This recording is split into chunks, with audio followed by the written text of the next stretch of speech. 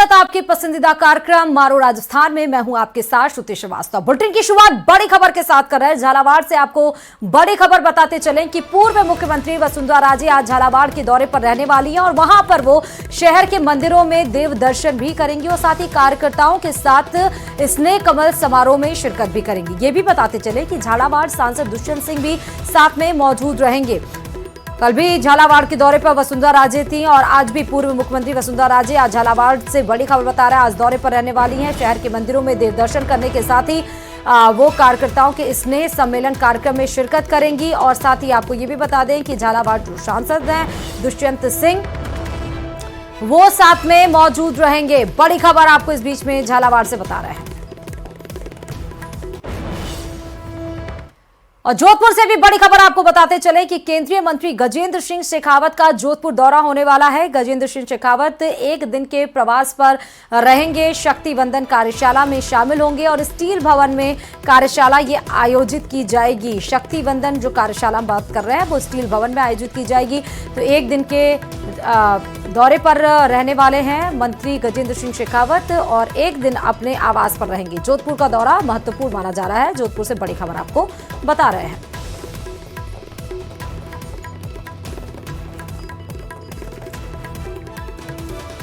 और इस बीच जयपुर से भी बड़ी खबर आपको बता दें कि साइबर ठगों के खिलाफ पुलिस की बड़ी कार्रवाई देखने को मिली है। साइबर फ्रॉड करने वाले कॉल सेंटर पर छापा मारा गया, जिस छापे में 14 युवतियां और 6 युवकों को गिरफ्तार कर लिया गया।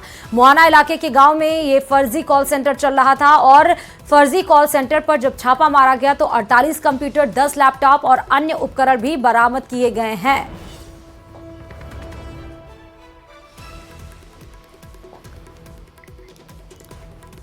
और आगरा से यह बड़ी खबर आपको इस बीच में बता दें कि नहर में एक नाबालिग डूब गया है। नहाते समय नहर में 16 वर्षीय किशोर डूबा हुआ बताया जा रहा है, यानी कि दाएं मुख्य नहर में नहाते समय यह हादसा घटित हुआ है। बड़ी खबर आपको कोटा से बता रहे हैं। नहाते समय एक 16 वर्ष का यह किशोर बताया जा रहा है जिसमें वो नहर में डूब गया। अब एसडीआरएफ, एनडीआरएफ की टीम मौके पर पहुंचेंगी और उसको निकालने की कोशिश की जाएगी। खबरों में आगे बढ़ते बताते चलें कि भरतपुर जिले के चिकसाना थाना इलाके के गांव फुलवारा में 27 जनवरी को जमीनी विवाद को लेकर हत्याकांड के मामले में पुलिस ने एक महिला सहित 2 आरोपियों को गिरफ्तार कर लिया है। आरोपियों ने जमीन पर कब्जा दिलाने की नीयत से हत्या की वारदात को अंजाम दिया था और उसके बाद फरार हो गए थे। पुलिस ने तुरंत कार्रवाई करते हुए 2 मुख्य आरोपी सहित एक महिला आरोपी को गिरफ्तार किया है। गिरफ्तारी के बाद आरोपियों को कोर्ट में पेश किया गया, जहां से 2 दिन के पुलिस रिमांड पर लिया गया है। पुलिस रिमांड के दौरान आरोपी से हथियार बरामदगी के प्रयास किए गए और पुलिस ने बताया कि लंबे समय से सुरेश और उसके अन्य भाइयों में जमीनी विवाद को लेकर झगड़ा चल रहा था। उसी दरमियान 27 तारीख को फुलवारा गांव में यह घटनाक्रम घटा और इस मामले में अब पूरी जांच की जा रही है। चिकसाना थाने के अंतर्गत गांव फुलवारा में 2 पक्षों के बीच में जमीन के विवाद को लेकर झगड़ा व विवाद हुआ, जिसमें एक पक्ष ने दूसरे पक्ष के एक व्यक्ति में गोली मारकर हत्या कर दी थी। गांव फुलवारा में एक जमीनी विवाद है जिसमें बच्चू सिंह और सूरजमल के परिवार में एक जमीन के हिस्से और बंटवारे को लेकर विवाद है। और इस बीच श्रीगंगानगर से बड़ी खबर आपको बताते चलें कि 2 दिनों की राहत के बाद फिर से घना कोहरा छाया हुआ है श्रीगंगानगर में और उसको देखकर येलो अलर्ट भी जारी कर दिया गया है। बता दें कि घने कोहरे की वजह से विजिबिलिटी भी काफी कम हो गई है और वाहनों की रफ्तार भी अब धीमी हो चुकी है। और ये भी बता दें कि येलो अलर्ट अब मौसम विभाग ने जारी कर दिया है। तो श्रीगंगानगर अभी भी ठंड की चपेट में है, ठंड की आगोश में है। येलो अलर्ट जारी किया गया है, विजिबिलिटी काफी कम है घने कोहरे की वजह से।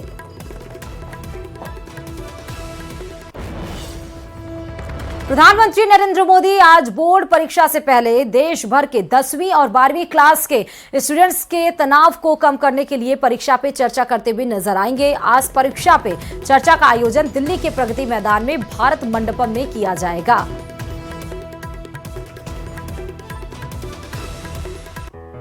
सबसे पहले तो मैं आपको बधाई देता हूं। परीक्षा पे चर्चा मेरी भी परीक्षा है। प्रधानमंत्री नरेंद्र मोदी एक बार फिर छात्रों से संवाद करने जा रहे हैं। सफलता के सूत्र और कैसे परीक्षा के तनाव को हैंडल करना है, ये खुद बच्चों से संवाद कर पीएम मोदी बच्चों से साझा करेंगे। परीक्षा पे चर्चा 2024 के लिए 2 करोड़ से ज्यादा छात्रों, अभिभावकों और शिक्षकों ने रजिस्ट्रेशन करवाया है। प्रधानमंत्री नरेंद्र मोदी सभी छात्रों को संबोधित कर परीक्षा पे चर्चा करेंगे। 2 करोड़ 26 लाख छात्रों ने पीएम मोदी के परीक्षा पे चर्चा कार्यक्रम में रजिस्ट्रेशन करवाया है।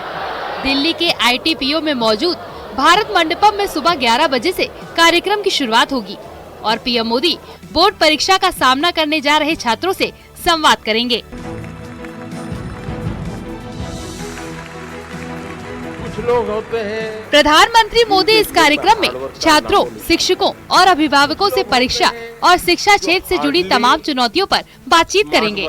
कार्यक्रम के दौरान पीएम मोदी परीक्षा की तैयारी से जुड़ी चुनौतियों से निपटने की सलाह देंगे। साथ ही छात्रों, शिक्षकों और अभिभावकों के कुछ खास सवालों के जवाब भी देंगे। कुछ चयनित स्टूडेंट्स को पीएम मोदी की किताब एग्जाम वॉरियर्स भी दी जाएगी। सप्ताह में एक दिन मेरा डिजिटल फास्टिंग होगा। नो डिजिटल डिवाइस, मैं किसी को हाथ नहीं लगाऊंगा। कार्यक्रम के दौरान लगभग 4000 लोग प्रधानमंत्री के साथ बातचीत करेंगे।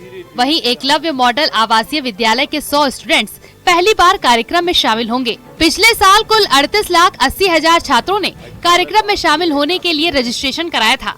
कार्यक्रम का आयोजन शिक्षा मंत्रालय के स्कूल एवं साक्षरता विभाग की ओर से किया जाता है।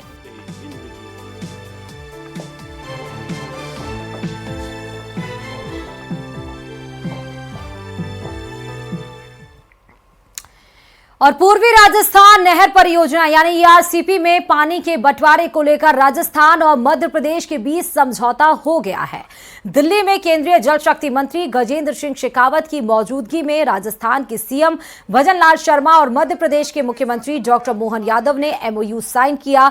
CM भजन लाल शर्मा ने कहा कि ERCP पिछले लंबे वक्त से लंबित चल रही थी, ऐसे में इसका MOU होना हमारे लिए काफी सुखद है और इससे पहले कभी मध्य प्रदेश तो कभी राजस्थान की पूर्ववर्ती सरकारें, कांग्रेस की सरकारें इसे उलझाने की काफी कोशिश की थी। प्रधानमंत्री नरेंद्र मोदी के नेतृत्व में केंद्रीय जल शक्ति मंत्री गजेंद्र सिंह शेखावत ने इसे मूर्त रूप देकर आगे बढ़ाया और इस योजना से राजस्थान को काफी बड़ा भूभाग प्रभावित भी होगा। ऐसे में यह योजना पूर्वी राजस्थान के लिए एक बहुत बड़ा वरदान साबित होगी।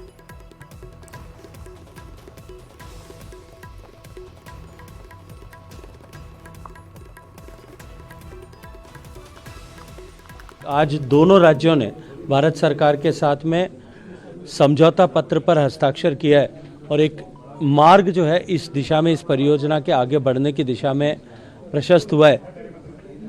पिछले लंबे समय से ये लंबित था, लेकिन पिछली सरकार ने, विशेष रूप से राजस्थान की कांग्रेस सरकार ने जिस तरह से इसको राजनीतिक गोटी के रूप में इस्तेमाल करते हुए हठधर्मिता दिखाई थी, ये जो पाप उन्होंने सृजित किया था, उनके पाप का घड़ा तो फूटा, लेकिन दोनों राज्यों के सम्मानीय मुख्यमंत्रियों के सम्मिलित प्रयास से एक नए पुण्य का सृजन आज से प्रारंभ हुआ है, जो इन दोनों राज्यों के 26 जिले, 13 जिले दोनों तरफ और 2,80,000 हेक्टेयर राजस्थान की और 2,80,000 हेक्टेयर मध्य प्रदेश की, ऐसी कुल मिलाकर के 5,60,000 यानी 14 लाख एकड़ जमीन नई सिंचाई के तहत आएगी। राजनीतिक दृष्टिकोण के कारण से कांग्रेस की सरकारों ने जो अड़ंगे लगाए गए थे, मुझे इस बात की प्रसन्नता है कि आज हमने उसका सबका समाधान कर लिया और आने वाले लगभग 5 वर्ष से कम समय में ये योजना भलीभूत होगी। अभी तो 75,000 करोड़ की ये योजना है। उम्मीद कर रहे हैं कि भले मंत्री जी ने कहा है कि 1 लाख करोड़ भी लगेगा तो सरकार पीछे नहीं रहेगी। ये योजना का लाभ सबको निश्चित मिलने वाला है। पूर्वी राजस्थान था जो पानी के लिए जाना चाहता था, वो आज पानी के लिए परेशान है। निश्चित रूप से उन किसानों के आज एक खुशहाली का दिन होगा। जो पानी के लिए परेशान थे, निश्चित रूप से एक आस उनको बंधेगी और आस के आधार पर उन किसानों को पानी भी मिलेगा, पीने का पानी भी मिलेगा, सिंचाई का पानी भी मिलेगा, पर्यटन के क्षेत्र में भी बढ़ावा होगा, उद्योग के क्षेत्र में भी बढ़ावा होगा। ये सारे काम उसमें होंगे। और ईआरसीपी पर मंत्री किरोड़ी लाल मीणा का बड़ा बयान आ गया है सामने। ईआरसीपी का मूर्त रूप लेना सपना साकार होने जैसा है। ये बड़ी बातें किरोड़ी लाल मीणा की तरफ से की गई हैं। पूर्वी राजस्थान की जीवनदायिनी परियोजना लाने की मांग हमेशा से उठाता रहा हूं। मुझे संतुष्टि है कि मेरे जीते जी ईआरसीपी आकार ले लेगी। मोदी जी की एक और गारंटी पूरी। बधाई राजस्थान।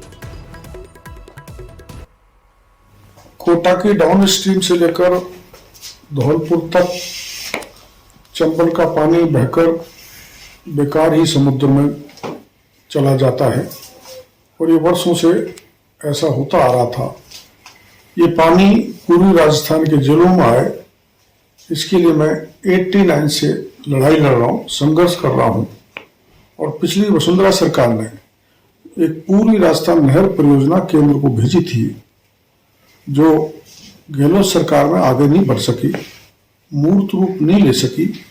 किंतु आज मोदी जी ने इसको राष्ट्रीय परियोजना घोषित कर दिया, जिसके कारण केवल राज्य को, राजस्थान को 10% राशि देनी पड़ेगी और 90% राशि केंद्र वहन करेगी। इससे हमारे पूर्वी राजस्थान की एक नई आस, पूर्वी राजस्थान के किसानों की तकदीर को, भाग्य को खोलने का काम नरेंद्र मोदी जी ने किया है। और इससे जो जितने भी बांध वंचित रह गए थे इन 13 जिलों के, उनको भी जोड़ा जा रहा है। इस योजना से करीबन 2,10,000 हेक्टेयर अतिरिक्त भूमि सिंचित होगी और इंडस्ट्रीज के लिए, कॉरिडोर के लिए और पीने के लिए भी पानी मिलेगा। मेरे को बड़ी खुशी है। और ईआरसीपी पर एमओयू साइन होने के बाद भरतपुर में मुख्यमंत्री आवास पर आतिशबाजी की गई। बीजेपी नेताओं ने जवाहर नगर स्थित सीएम भजनलाल शर्मा के आवास पर पटाखे फोड़कर अपनी खुशी जाहिर की। एक दूसरे को मिठाई खिलाई गई। बीजेपी नेता शैलेश कौशिक, भगवान दास शर्मा सहित अन्य लोगों ने कहा कि बीजेपी ने जो कहा वो करके दिखा दिया। अब भरतपुर सहित 13 जिलों को लाभ मिलेगा। ईआरसीपी के जरिए पानी पहुंचेगा। बीजेपी कार्यकर्ताओं ने मुख्यमंत्री आवास के सामने खुशी जाहिर की है, पटाखे चला करके एक दूसरे को मिठाई खिलाई है। बात करेंगे इनसे, किस तरह की खुशी जो है वो आज देखने को मिल रही है। देखिए, निश्चित रूप से विधानसभा चुनावों के दौरान देश के यशस्वी प्रधानमंत्री नरेंद्र मोदी जी ने गारंटी दी थी, जो भारतीय जनता पार्टी का संकल्प पत्र में जो वादे किए थे, उनमें से कई वादे माननीय मुख्यमंत्री भजनलाल शर्मा जी के नेतृत्व में पूरे किए जा चुके हैं। चाहे एसआईटी का गठन हो, चाहे रीट का मामला हो। और आज एक ऐतिहासिक निर्णय, एक ऐतिहासिक एमओयू राजस्थान और मध्य प्रदेश के मुख्यमंत्री के भी साइन हुआ है, जिससे जो लंबे समय से एक मांग चली आ रही थी ईआरसीपी की, वो उस योजना आज धरातल पर उतरेगी और दोनों ही राज्यों के जो सीमावर्ती जिले हैं उनको निश्चित पानी का लाभ होगा। इसके लिए हम सभी कार्यकर्ता विशेष रूप से माननीय प्रधानमंत्री जी और माननीय यशस्वी देश राजस्थान के मुख्यमंत्री भजनलाल शर्मा जी को आभार व्यक्त करते हैं। लंबे समय से आप कांग्रेस की सरकार थी तो घेरते चले आ रहे थे कि लोगों को गुमराह किया जा रहा है। अब उसको लेकर के किस तरह जो है एक ऐतिहासिक जो पल है उसको आप किस तरह देखते हैं? आज भरतपुर सहित 13 जिलों के लिए बहुत खुशी का दिन है, क्योंकि आज मध्य प्रदेश सरकार और राजस्थान सरकार द्वारा जो एमओयू किया जा रहा है, वो उससे राजस्थान के पूर्वी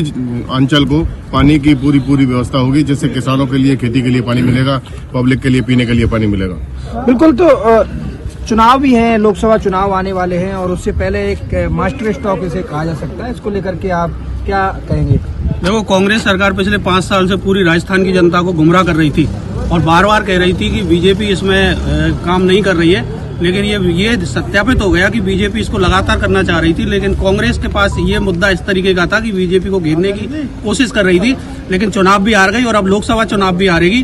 पूरे राजस्थान में और खासकर इन 13 जिलों में, जो पूर्वी राजस्थान के 13 जिलों में खुशी की लहर है और हम सब ने यहाँ सीएम हाउस पर भी मिठाई और पटाखे चला करके खुशी व्यक्त कर रहे हैं। तो बिल्कुल बीजेपी कार्यकर्ताओं ने यहाँ पर मिठाई खिलाई है एक दूसरे को और पटाखे जला करके खुशी जाहिर की और ये पूर्वी राजस्थान के लिए एक ऐतिहासिक फैसला होगा। कैमरा पर्सन मनीष के साथ दीपक पुरी, न्यूज 18 भरतपुर। और वहीं बात अगर पूरे प्रदेश की जाए तो एमओयू साइन होने के बाद जश्न का माहौल दिख रहा है। जयपुर से लेकर करौली, करौली से लेकर टोंक, टोंक से लेकर दौसा और दौसा से लेकर भरतपुर समेत कई जिलों में बीजेपी के कार्यकर्ताओं ने जश्न मनाया। तस्वीरों के जरिए आप देख सकते हैं कि कैसे बीजेपी कार्यकर्ता एक दूसरे को मिठाई बांट रहे हैं, पटाखे फोड़ रहे हैं, जश्न मना रहे हैं। खुशी का एक माहौल है और वाकई नए मुख्यमंत्री ने एक नया इतिहास अब राजस्थान में रचा है ईआरसीपी के लिए। और अलवर में मंत्री संजय शर्मा के नेतृत्व में भाजपा कार्यकर्ताओं ने ईआरसीपी पर हुए समझौते और एमओयू साइन करने के बाद जश्न मनाया, आतिशबाजी की। भाजपा नेताओं ने कहा कांग्रेस ने ईआरसीपी पर कोरी राजनीति की, अब भाजपा की सरकार ने इससे नदियों को जोड़ने 3 नदियों को जोड़ने वाले अटल सरकार के प्रोजेक्ट के तहत स्वीकृति जारी कर दी है। इससे राजस्थान के 13 और मध्य प्रदेश के 13 जिलों को सीधे फायदा होगा। योजना का 90% खर्च केंद्र सरकार उठाएगी।